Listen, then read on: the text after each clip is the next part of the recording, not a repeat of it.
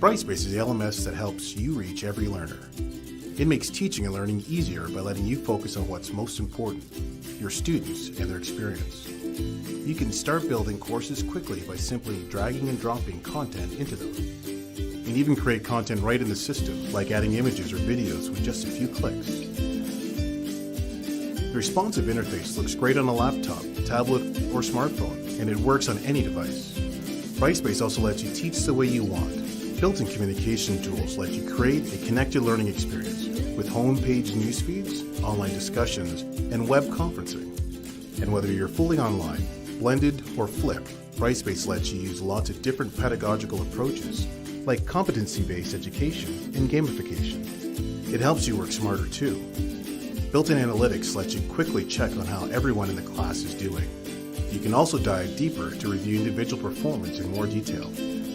And with smart rules and smart tools, you can automatically trigger activities based upon what a student does or doesn't do to personalize their learning experience. Easy, flexible, smart. That's Brightspace.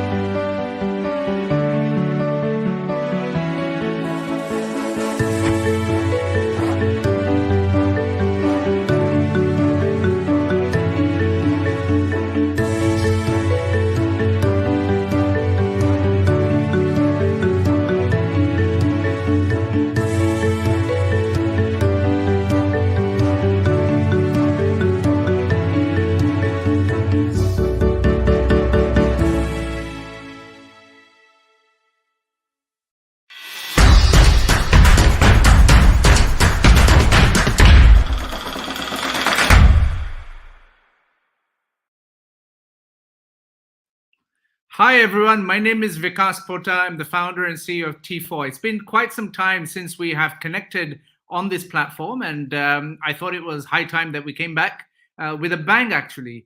I couldn't be more excited about this week. You may ask us, actually, what's going on? Well, firstly, the sun is shining in London. That is a huge, huge, huge diversion from the norm. So it's something that we should all be smiling about. But secondly, let's not forget, this Thursday, we announced the top 10 shortlists for the World's Best School Prizes. And I'm really glad to share with you on Thursday something that I've known for a very long time, that, just excellence exists everywhere, right? But the opportunity has not.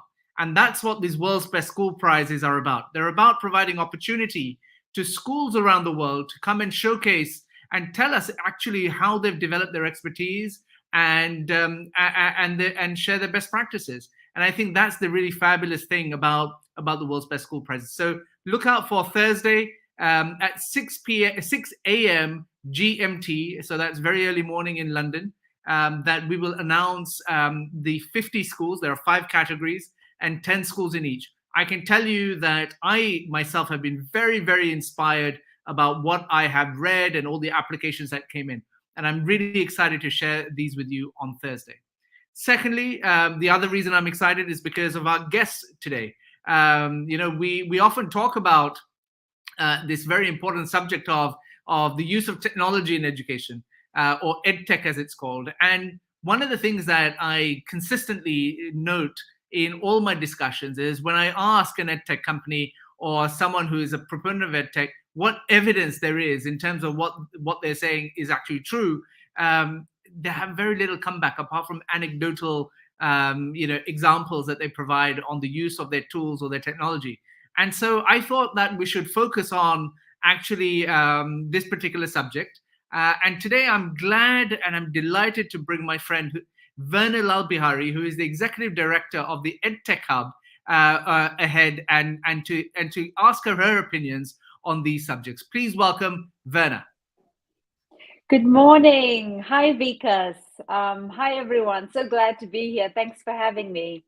Fantastic. So Verna, you say good morning because you're in the US and you're welcome to be here.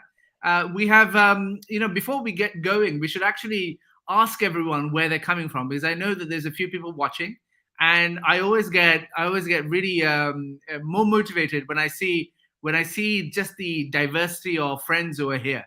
And so here's an example. Ms. Ketavan from Georgia. We have my friend Carl, who's a country ambassador watching from the Philippines, where it must be past dinner time for sure. You must be nearly going to sleep. We have Fatima El Zara from Egypt, who is a computer science teacher and an MIE expert. Welcome, Fatima. Of course, our friend Shams from Bangladesh. Now, this is a great example. We don't actually know who you are from Serbia. So if you can go to StreamYard.com/Facebook and give us permission, we'll be able to see your name. And I think that's a great thing. Just like over here, Gunjan, hi India. All India is here with us, all 1.3 billion people. So welcome, Gunjan. Afreen is from Abu Dhabi, obviously. And of course, yes, let's go. But listen, let's go by giving StreamYard permission to show us your name. Of course, hello from Brazil. It's lovely to see you guys. Nilofer, hi from Bangladesh. Rahul is here from India. Like I said, the whole of India will be here. Verna, given both yours and mine descent, I assume is from India. The least we can do is make sure that our own people show up. We are well represented. We're Fabulous. well represented. And of course, yeah, Alejandra from Argentina. Hi, I had the pleasure of meeting Alejandra when I visited Buenos Aires a month or so ago. It was lovely to see you here. And on and go. Well, here we are, Cambodia, Verna. Cambodia, nonetheless. Bunli Khan runs a fantastic NGO out in Cambodia, and he's part of our Social Impact Alliance. Lovely to see you. And of course, hello from Palestine. Great to see you as well. And of course, Jordan. And so, Verna, I think you get the gist, right? There are people that we have friends all over the world who are here, which is really, really exciting. Now, what I want to do is I want to use a bit of time to talk to you about what the EdTech Hub is. And I was wondering whether you can actually answer this question. What is this EdTech Hub, Verna? It's something that's come up. I know you've been in post for less than a year, if I'm not mistaken. And we would really value learning more as to what it is. So over to you. Absolutely. Thank you, Vikas. And thank you, all of you that is joining us from all over the world. It was so wonderful to see the countries pop up. So like Vikas said, I'm in my role for almost a year. And the EdTech Hub is actually a research consortium. We are a global research consortium, and we really look at, when I think of why we're here, like why the EdTech Hub exists, I would say that technology has the potential to help solve the global learning crisis, to help address some of the challenges that we have with regards to global learning. But that potential is not fully realized. And we then ask, why is that potential not fully realized? Well, for a couple of reasons. One is that there's an evidence, there's a gap in what we just call like evidence, research-based evidence of efficacy around EdTech.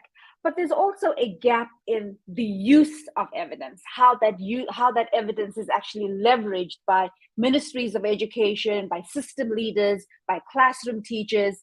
So our goal at the EdTech Hub is really to empower people at various levels of the education continuum, from the system level all the way, to the classroom level, to, government leaders, to empower people by giving them the evidence they need to make wise decisions about the use of technology in education. So really important. We have actually seen the spend in EdTech dramatically increase with the COVID pandemic.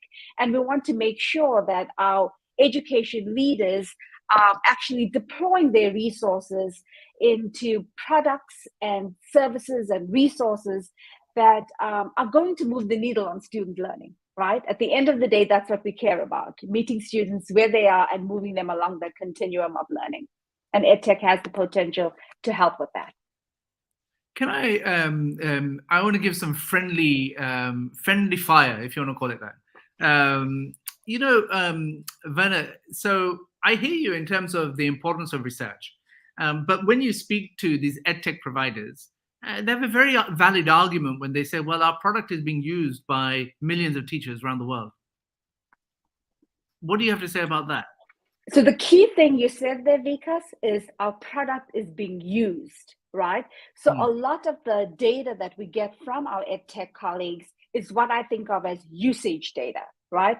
To what extent is it being, and usage data could be a collection of clicks or taps, or you know what I mean? So it's really very generic data. We really want to get a little deeper, a whole lot deeper, and understand the connection between use and student learning, right? Pedagogy and student learning. So really, moving beyond what I think of as basic usage data to more understanding, and unpacking how the EdTech tools that are in classrooms today are going to impact learning. And before we get to learning, we also should talk about teaching. How is it impacting teaching and pedagogy? So a big, that's really loaded, and a lot of, I think, what comes into play is also teacher professional development, and we can talk more about that a little later.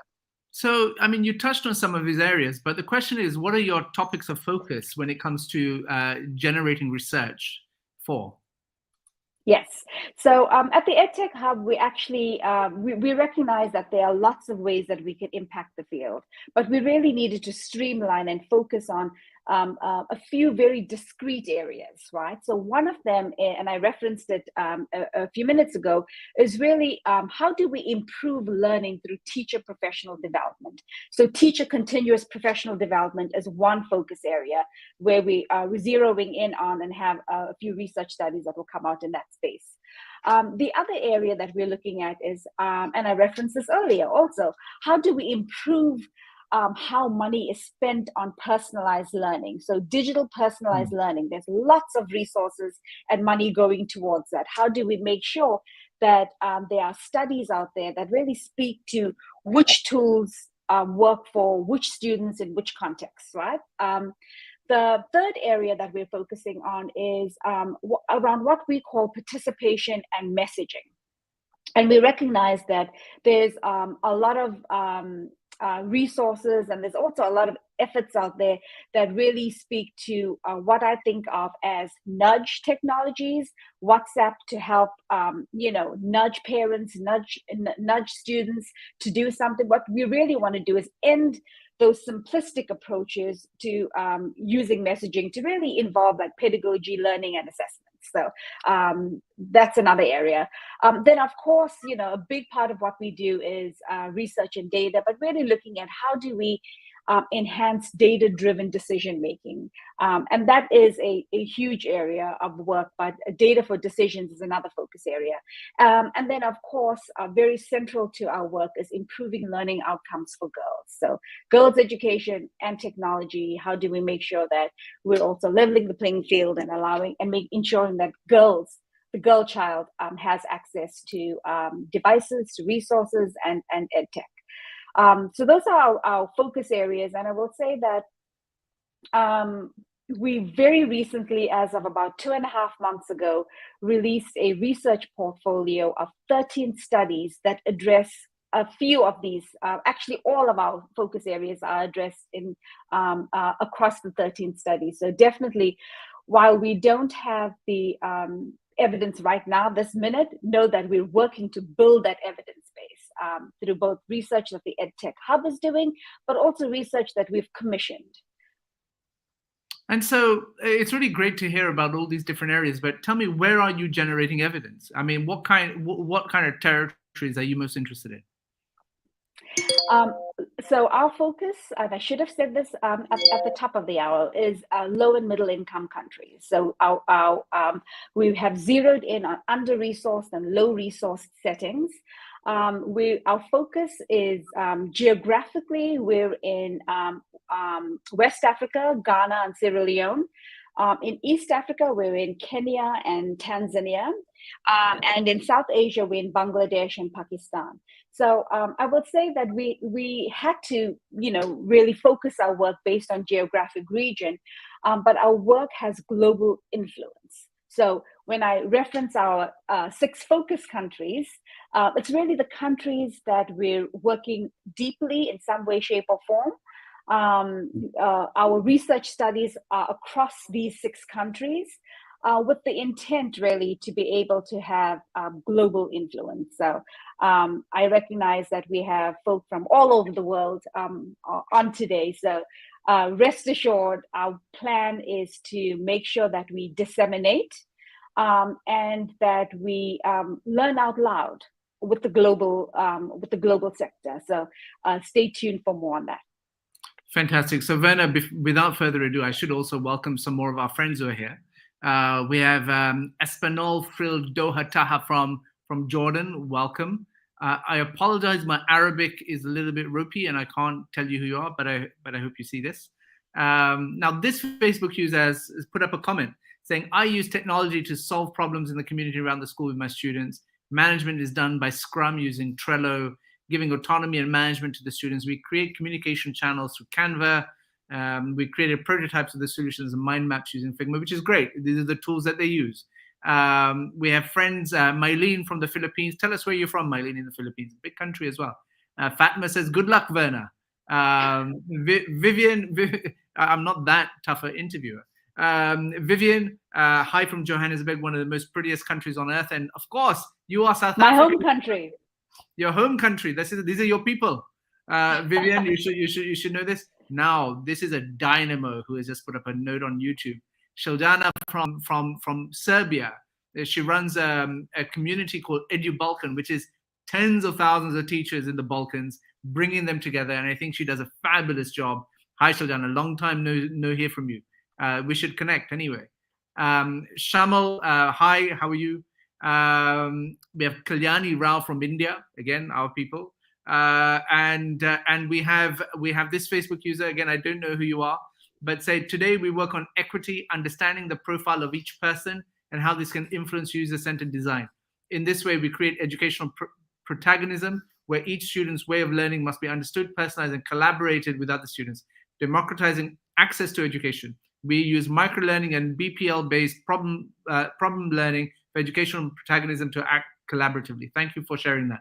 If only we knew who you were. So if you go to Facebook StreamYard, you'll be able to show your name. Now, Verna, collaboratively between T4 and the EdTech Hub, we recently published a study which I want us to talk about. But just for background, the headline from this was that tech limitations and education assessment methods fail to identify learning losses attributed to COVID and pile pressure on teachers in low and middle income countries, is what this new report said.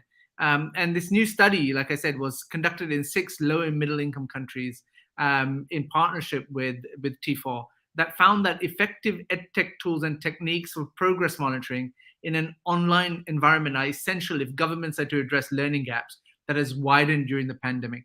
Tell us more about this study, Verna. Absolutely. And, very pleased again to partner with T4 on this study.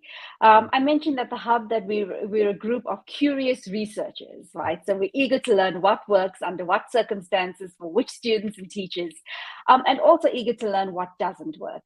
So we have as much to learn from our successes as we do from our challenges.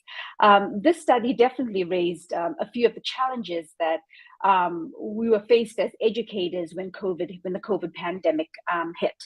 I would say that in general, the Vika's reference that we looked at 6 countries. We did 2 focus groups per country, so a total of 12 focus groups, I believe, across countries. And we interviewed, the focus groups included a teacher level as well as a leader or management level. I think that's really important to get both perspectives, to get a bit more of a holistic view.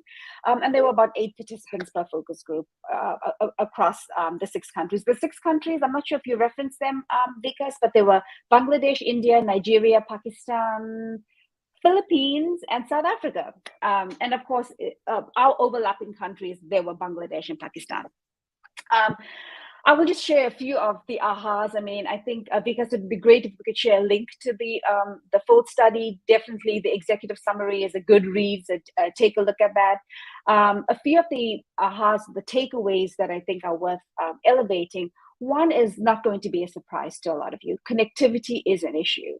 Recognizing that, before we even got to understanding and unpacking the assessment aspects for the study, the primary concern was really for many teachers, was being able to reach as many students as possible and engage them in learning effectively. So, recognizing then that, the digital divide and connectivity gap is absolutely real, and one that in order for us to make significant progress in this space, we have to address. But I will say that when I say we, I mean the global we. This really should be a multi-sector initiative or address to work on closing the connectivity gap. And so I won't belabor connectivity too much, but recognize that it's kind of elephant in the room.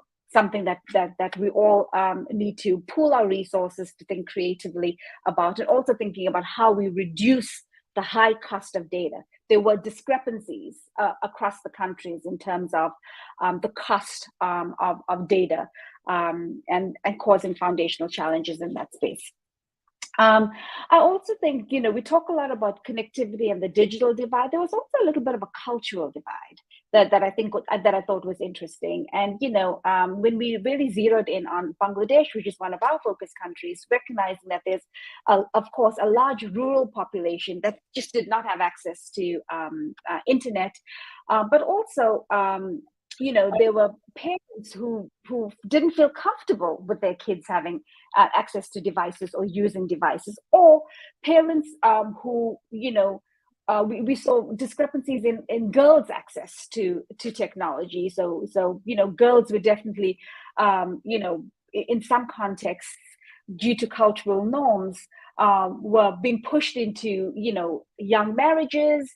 And so the access to females for technology was definitely a cultural issue that showed up. The other issue that I referenced earlier, and I think is front and center in all that we do, it came up loud and clear in our study, was really professional development, and really thinking about how do we move the needle on professional development so that we're not really focusing on the nuts and bolts of the technology tool or the platform, but really getting to deeper issues of pedagogy, of teaching methods, of strategy, of assessment strategies.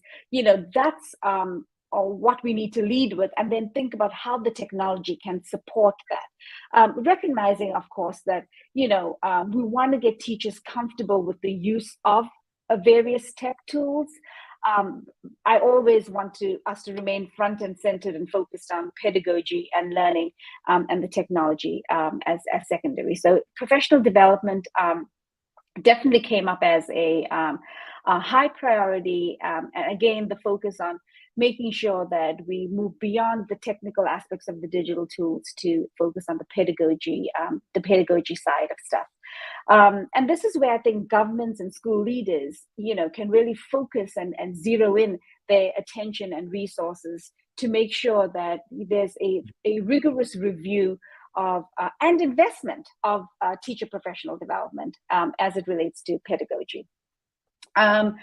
The last piece that I would flag, because I know we're running out of time, is really thinking through, a couple of things. The pandemic put a spotlight on teachers and the teaching workforce, right? And if there's anything the pandemic taught us is how important our classroom teachers are, right? What it also did was put extra pressure on teachers, right? So workflows. Thank you, Vikas. The place of the teacher in your work. Teachers are central to all that we do. They should be the center of our value system. Teachers and students. But the study also found that there was added pressure on teachers with regards to workflow, with regards to inefficiencies around like collecting data through WhatsApp, storing data. Student data was a huge issue. So, as we think through planning for future disruptions in education, because there will be others. There may not be pandemics, there may be hurricanes, there may be earthquakes, tsunamis, whatever. But as we plan for future disruptions in education, we really need to think through laying the foundation now to make sure that we have some systems and infrastructure in place to ensure the workflows are streamlined. And connected to that in some way is digital content and access to robust, rigorous, open, free digital resources. I know that you can't talk about EdTech without talking about a couple of things. Professional development, digital content is the other one. So definitely thinking about how we get more openly licensed content on platforms that are easily accessible to our classroom teachers in low and middle income countries and our classroom teachers around the globe, period. Because I see you prompting me for my next to close out. And actually, this ties into my message to EdTech companies. And my message would be around cost effectiveness, right? When we look at under-resourced, poor countries, the price point for some of the resources that are available at a place that we just cannot afford and we cannot scale in LMICs. So really, how do we incentivize, or how do we creatively think about partnering with our EdTech companies to ensure more cost-effective ways or access to EdTech resources for our classroom teachers and educators in low-resource communities? So I'll end with that. Thank you again, Vika, so much for having me. Verna, that was a tour de force, as you call it, about the EdTech Hub, your role in generating evidence through research partnerships that you have set up. I know we at T4 are honored to be working with you and your team, but I would be remiss in not flagging the rest of the people that have commented and said hi to you. And so we're gonna end on that note. Otherwise, I know that I will face the ire of my friends if I don't do this. And so we have Nadia from Libya who says hello, Bernadine in Canada. Again, Grace Macharia from Nairobi, Rima from India said hello. Someone from Lebanon says yes. In public middle schools, we could not evaluate our students accurately online. Antoinette from Malabon City in the Philippines. Obadia from Nigeria. Hello, my friend. Ahmed from Libya. Did you know today, Verna, that when you'd wake up and you'd be speaking to so many friends from all over the world? I mean, Sharmishta, I assume you're from India, so hello. Esther, again from Nigeria. Hanan from Libya, watching you, Verna. It's very important to say. And again, we have greetings from Serbia, but we don't know who you are. Well, Verna, thank you so much for taking part in this T4 TV. And please do know that we would love you to come back every time that you publish something, because I do believe that I would love for you to come and tell our teachers and the T4 community about what evidence is being generated on a regular basis on the use of tech in education, because it's such a meta theme, a subject that we all need to take interest in. And so once again, I end this interview by thanking you on behalf of T4 and our entire community for the work that the EdTech Hub does. Any final words from you, Verna? No, thank you so much, Vikas, for having me. I think our collaboration and our partnership is, truly a one of a kind. So absolutely stay tuned. Hold our feet to the fire with regards to our learning out louds, because I would be remiss if we did not show up again on T4 TV. I love that, to share some of our early findings, or just to engage in discourse around our research portfolio. So thank you again for having us. Wonderful, and goodbye, everyone. We'll be back soon. Don't forget, Thursday is an important day. The shortlist for the World's Best School Prizes. When you see the news, please do share on your social media channels. We want as many of our friends to find out about it as possible. Thank you all, and goodbye.